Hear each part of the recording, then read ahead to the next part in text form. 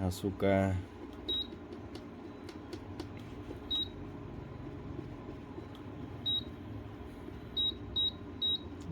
Cảm ứng khó hơn cả bấm nút.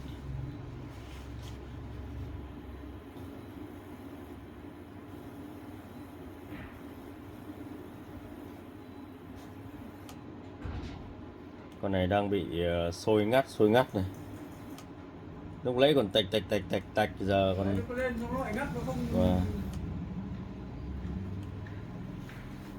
lúc nãy test nó còn tạch nó còn không bắt lồi được như lúc bây giờ ấy này.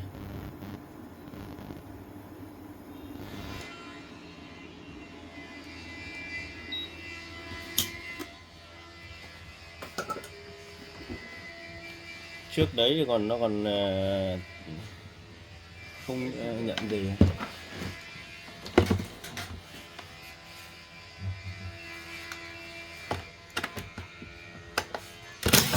Con này trước mang đi sửa rồi này. Sửa đấy, anh mang đi sửa chứ nó sửa nhưng về nó có thế. Nó bảo được rồi nhưng mà về nó Và em thấy mở lên nhìn cái chân quạt này, nhìn lên cái main đã thấy cạo rồi. Main thấy cạo chân của nó này. Anh ở nhà anh mang sang ở nhà có ở cách nhà xây có người đang làm nhưng mang sang sửa nó bảo nó sửa cho nó về nó vẫn thế nó được. Sợ nó không làm.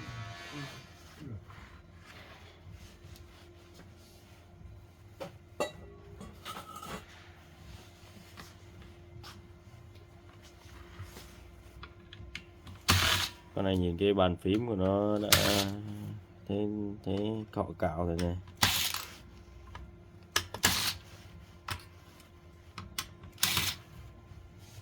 Cái dòng đời này nó cấu tạo nó khá phức tạp rồi. Độc khiển của nó mà mấy con IC nữa.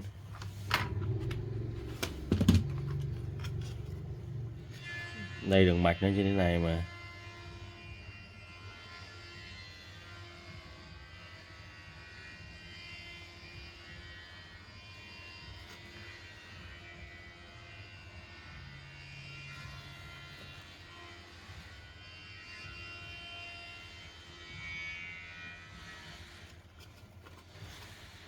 Chào mọi người nhé.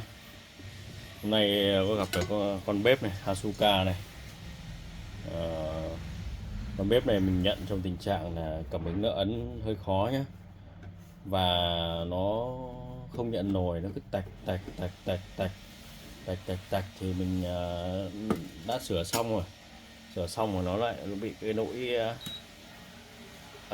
vẫn chỉnh được dòng nhưng mà đun cái công suất của nó đạt rất là thấp nhá. Nó chỉ có 1300, mình chỉnh VR max công suất nó chỉ 1300 này. Sau khi mình thay một số linh kiện trên đường chỉnh dòng thì nó công suất đẩy nó chỉ hết 1500 đấy, không thể cao hơn. Và sau khi mình ngồi mình nghĩ một lúc thì mình đã quyết định thay sò và nó đã đun được cái công suất đạt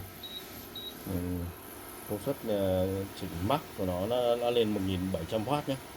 Đấy, các bạn nhìn đồng hồ công suất này. Đấy, nó đã lên được 1734W này, ăn dòng 7,5A này. Đó, khi mình chỉnh max công suất.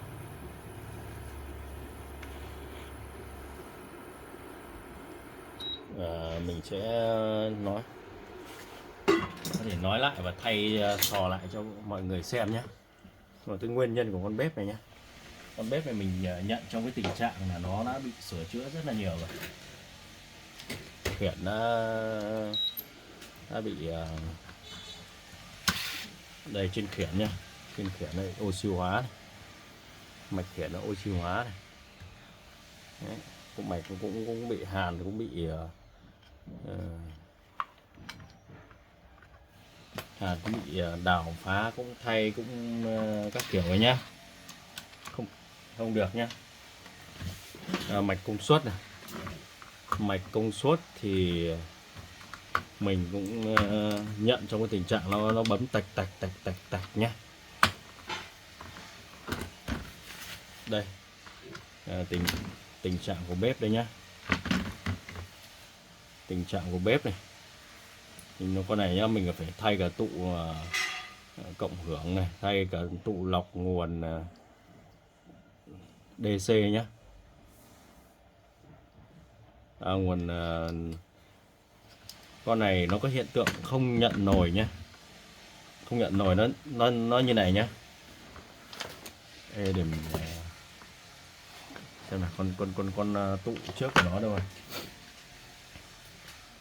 Thôi mình nói lại cho nhanh nhá, không thay nhiều khi thay được các bạn lại phải xem lại công mình thay mà mình vừa vứt con tụ đấy đi đâu rồi. Đây nhá, mình nói lại cho các bạn nó nhanh.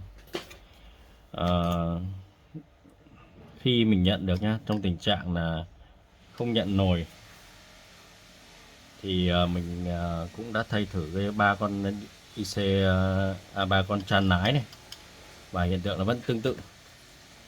Sau đó mình nghĩ ra là cái nguồn nó chưa đủ nên là nó không đủ để nó mở sung nhá. Thì mình có đo cái con chân của cái con Diogener cạnh cái con IC này, MIP 22 này. Đây, để mình tháo ra, để mình tháo ra cho mình chỉ cho nó rõ nhé. Đây, mình đo tại chân con Diogener 18V này thì nó chỉ có được 15V thôi nhá. 15V này mình nghi là con diode nhanh này nó bị lỗi. Diode nhanh này nó lỗi, nó cũng gây ra sụt áp nhé. Và cái con tụ lọc nguồn 100 UF này, 25V này, và mình đã thay con này.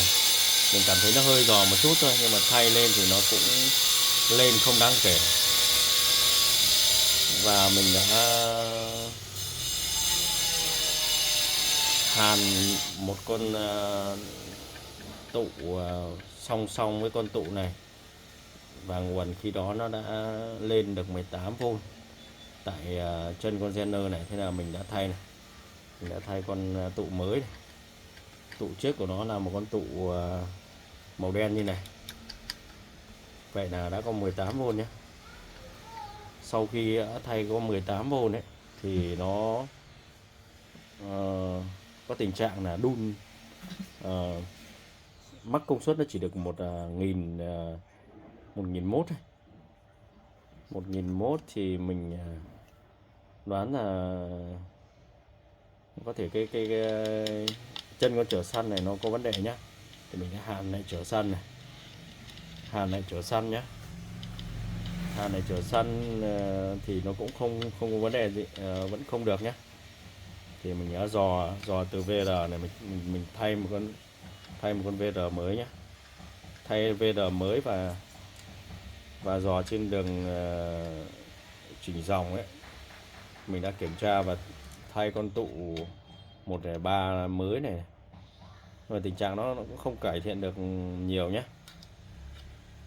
Mình đã tháo ra, mình tháo ra, đây, mình tháo ra thì mình thấy cái con tụ này nó hơi phình đây này. Mình nhìn thực tế thì mình sẽ thấy nó phình hơn nhé. Và mình đo nó cũng 4,8. Thì thay vào thì chỉnh công suất nó chỉ lên một chút thôi. Công suất nó từ 1100 nó lên tăng lên 1300 nhé. Tăng lên 1300 nhé. Và mình đã thay cái con tụ 0,27 này bằng con tụ 0,3 này, để cho cái mạch cộng hưởng này nó khá hơn chút nhé. Nhưng mà sau khi hàn này, sau khi thay tụ này, thay mạch thay cái tụ cộng hưởng nhé, kiểm tra lại hết cái khối chỉnh dòng từ VR này về nhé, lại hết chân IC này. Vì cái bản thân cái mạch này là các bạn thợ trước là các bạn cũng đào hết cả khối này nhá. Xong nó lên được 1500 rồi mà mình test chỉnh VR max công suất này nó chỉ được 1500. Chạy một lúc thì nó báo E2. E2 thì mình đã kiểm tra và mình thay cái con trở nhiệt ở đây nhé, con RT này, con căn nhiệt này 100k mình đã thay lại một con 100k thì nó đã hết lỗi E2 nhé. E2 nó báo tản nhiệt quá nóng đấy nhá. Và sau khi xong cái lỗi E2 thì mình thấy cái công suất khi mình chỉnh max công suất nó chỉ 1.500 đấy. Và mình đã kiểm tra hết tất cả rồi. Và khi đó thì mình còn mỗi một cái phương án là mình nghĩ là cái con sò này nhé. Cái con sò này nó có vấn đề. Con sò này nó có vấn đề nên là nó mở không mắc để cho cái sò này đóng được nhá. Nên là mình đã thay thử này và đã ok nhé. Đây con sò của nó đây, H20R1203 và mình đã thay bằng con H20R1353 nhé. Đây các bạn, mình có thể thay thử cho các bạn xem nhé. Cái pan này nhiều khi các bạn mà nghĩ là bếp nó vẫn đun được mà cứ nghĩ là sò nó không sao nhé, mà thực ra nó cũng đun được nhưng mà công suất nó không thể chỉnh. Mình đã can thiệp vào chỉnh dòng, can thiệp vào kiểm tra đủ mọi thứ rồi, ok hết rồi, rất mất này thời gian nhé. Cái pan như này là rất mất thời gian nhé. Và con này mình sửa là mình thấy từ cái pan nó không nhận nổi thôi nhé. Pan nó không nhận nổi thôi mà sau thành ra vừa lỗi E2 vừa lỗi công suất nó không đạt nhé. Mà nhiều khi chả lẽ này trả khách trong cái tình trạng bếp nó chỉ đun có 1.500. Đã 1.500 là mình đã khắc phục rồi nhá. Còn trước đó nó chỉ có mực 1.100 thôi nhá. 1.100 khi mình chỉnh VR max công suất rồi nhá. Nên là mình sẽ thay lại cái con sò, thay lại con sò cũ cho mọi người xem nhé. Con bếp này mấy hôm gần Tết thì cận Tết thì mình gặp, mình không định quay cho mọi người xem đâu. Mà gặp cái pan này mình thấy nó cũng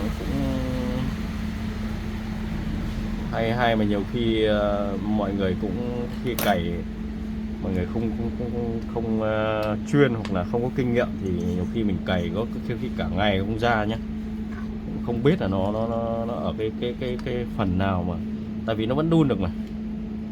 Nếu mà nó không đun được, nó đun được mà nó chết sò ấy thì lại có khi này cũng may mắn đang test thì nó chết sò, mình có khi mình may mắn mình thay sò khác thì lại ok nhé.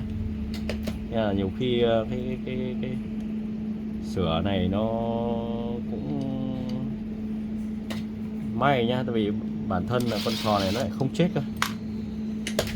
Nó mà chết sò thì chết con này thì mình lại thay con khác, có khi là mình cũng không bị va phải nhá. Nên là cái trường hợp này là mình gặp trực tiếp mình thấy là nên là mọi người có thể gặp phải là mọi người xử lý nhé. Đây là mình lắp vào mình test lại cho mọi người thấy nó thực tế. Cái pan nó rất thực tế luôn, mình không nghĩ là sò tại sò nhá.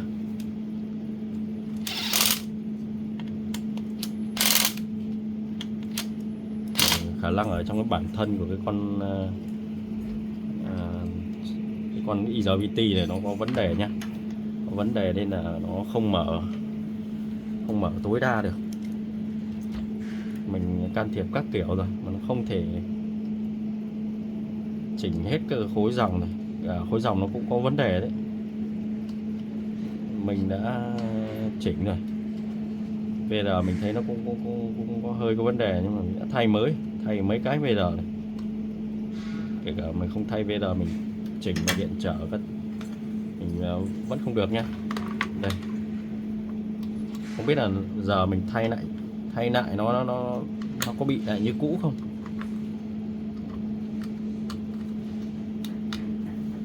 Cái pan này mình thấy nó cũng khá là hy hữu nhá, nhưng mà hy hữu là mà mình gặp phải là mình cũng rất là mất thời gian này. Và bản thân mình cũng mất thời gian, nên là mình quyết định mình quay lại video cho mọi người, thì mọi người có gặp phải thì mọi người xử lý nhanh nhé. Nhiều khi nào mà nó không có kinh nghiệm là mình xử lý rất là vất.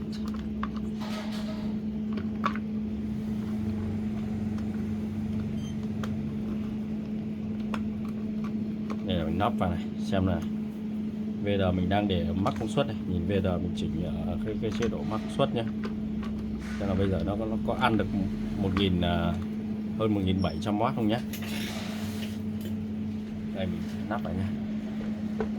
Trước đó thì mình cứ nghĩ là xoong nhé, tại vì cái giống này nhá, nhiều bếp nó sẽ nhận theo kích thước xoong,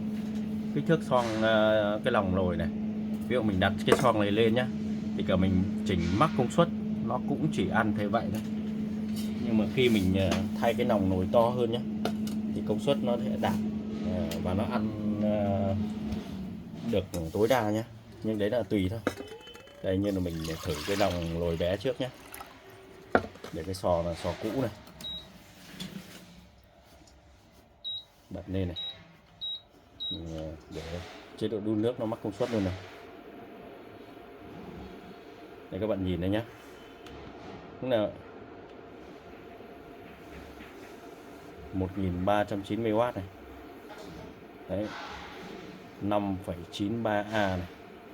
Đấy, 1003 mắc công suất nhé. Mình tắt đi này, mình thay xoong nhé. Xoong nhiều khi xoong nó cũng tùy cái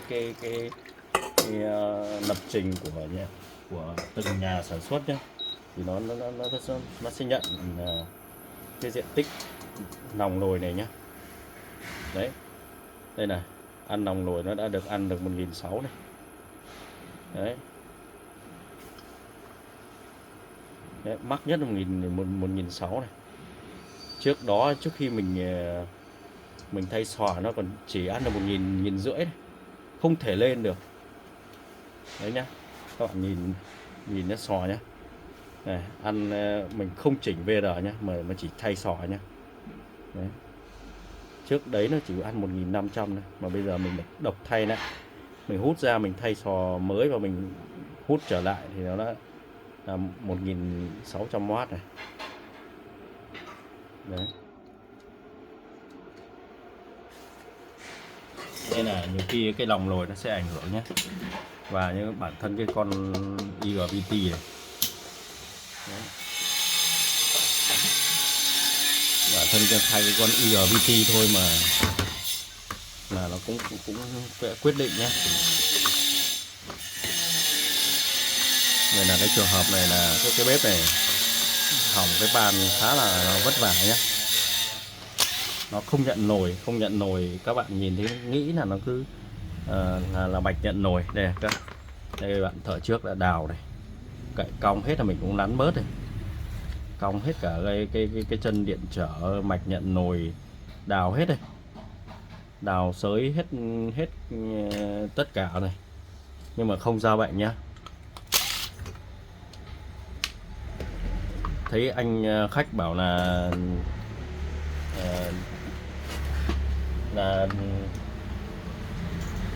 có đi sửa và sửa về và đun, nhưng mà không được bao lâu thì nó bị lại nhé. Nên là cái bản thân là cái nguồn này, nó đã bị sụt áp rồi. Mình chưa cần cái khối driver ấy. Khối driver nó đã ok đi chăng nữa nhá, nhưng mà cái nguồn để cấp để nãi cho driver ấy không đạt nhá. Đây là ở cái tình trạng nó 15V là nó cũng đã mở được rồi nhá. 15V là nó đã mở được cái sò này rồi nhá. 15V là đã mở bình thường chạy được đấy. Nhưng mà khi mình đã giải quyết được cái bài toán là 15V đấy, mình giải được cái bài toán 15V nuôi cho khối nguồn cấp trước này, và cấp cho IC driver này, mà nó vẫn không đạt nhé. Dòng nó khi đó nó vẫn không đạt mở, không mắc cái công suất của con sò này nhá.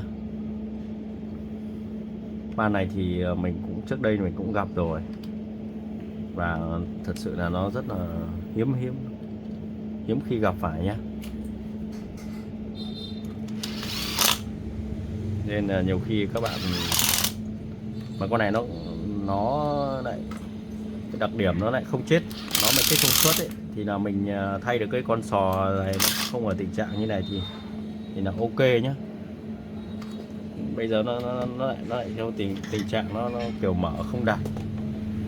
Bản thân cái con sò này là sò cũ là nó bị có vấn đề bên trong, vẫn mở được cái tình trạng chết, nó nỗi không nỗi hoàn toàn đấy. Nên là nhiều khi mình nghi ngờ mình ấy thì mình cứ thay thử nhé. Thay được thì sau đó nó có cái kinh nghiệm để mình làm. Thực ra thì sửa bếp này bếp tàu này nó dễ đơn giản hơn là những cái bếp như kiểu Nhật hay kiểu châu Âu. Bếp châu Âu thì nhiều khi nó kiếm đồ nó khó, mà mình thực sự là nó ít va vấp thì là khả năng nó xử lý nó cũng kém hơn. Còn thực chất thì mình phải va vấp nhiều. Cái gì cũng thế, là trong hay cũng bằng tay quen nhé. Phải va vấp, phải chiến đấu nhiều, có chinh chiến trên chiến trường thì cái khả năng nhanh nhạy nó sẽ tốt hơn. Đây nhá, sò mình đã thay lại trở lại nhá. Nếu có bùm cái hút ra hút vào lại có dính thiết lại bùm nha. Mình sẽ mở mắc công suất rồi nhá, chế độ đun nước này, mắc công suất này, các bạn nhìn dòng lên nhá.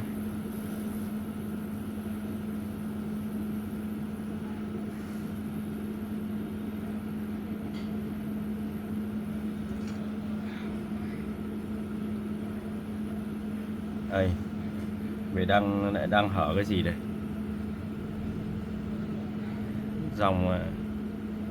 Dòng ăn không ổn định nhé.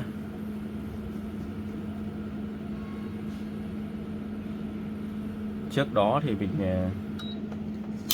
mình cũng sau khi thay sò xong mình test cũng khá lâu rồi, mà con này đang thay sò ngược trở lại thì nó đang có hiện tượng dòng không lên.